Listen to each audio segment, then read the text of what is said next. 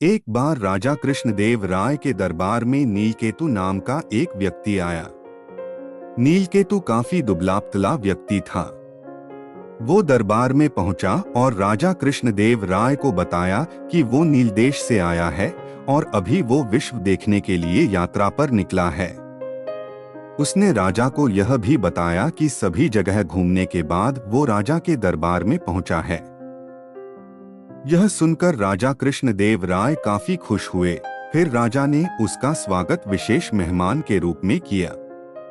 राजा द्वारा किए गए सम्मान और सत्कार को देखकर नीलकेतु काफी खुश हुआ।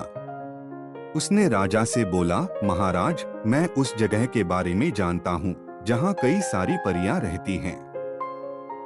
मैं अपने जादू से उन्हें बुला भी सकता हूँ। यह सुनकर राजा कृष्णदेव राय काफी खुश हुए और बोले, अच्छा, तो इसके लिए मुझे क्या करना होगा?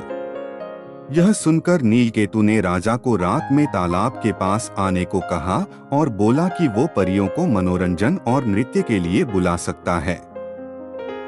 यह सुनकर राजा ने नीलकेतु की बात मान ली। फिर जैसे ही रात हुई, राजा अपने घोड़े पर बैठकर तालाब की ओर चल दिए। राजा जैसे ही तालाब के पास पहुंचे तो वहां पास ही में एक किले के सामने नीलकेतु राजा का इंतजार कर रहा था। राजा उसके पास पहुंचे तो नीलकेतु ने उनका स्वागत करते हुए कहा कि महाराज, मैंने सारा इंतजाम कर लिया है और सारी परियां किले के अंदर ही मौजूद हैं। राजा जैसे ही नीलकेतु के साथ किले के अंदर जाने लगे, तभी राजा के सैनिकों ने नीलकेतु को बंधक बना लिया। यह देख राजा हैरान रह गए। उन्होंने पूछा, यह सब क्या हो रहा है? तुम सब ने इसे बंधक क्यों बना लिया है?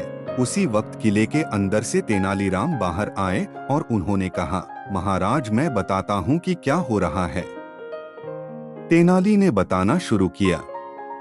उसने कहा, महाराज, यह नीलकेतु कोई यात्रा करने वाला नहीं है, बल्कि नीलदेश का रक्षा मंत्री है और उसने धोखे से आपको यहाँ बुलाया है।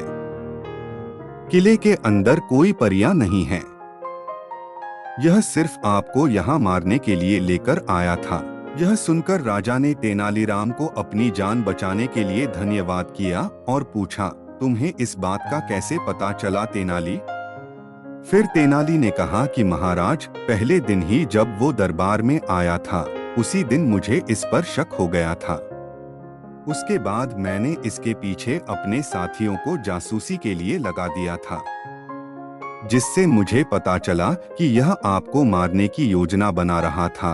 तेनालीराम की सूझबूझ के लिए राजा कृष्णदेव राय ने उन्हें धन्यवाद दिया। कहानी से सीख, किसी भी नए व्यक्ति पर पूरी तरह आंख मूंद कर भरोसा नहीं करना चाहिए। वह आपको धोखा भी दे सकता है। इसलिए हमेशा अपरिचित व्यक्ति की परखने के बाद ही उसकी बात का विश्वास करना चाहिए।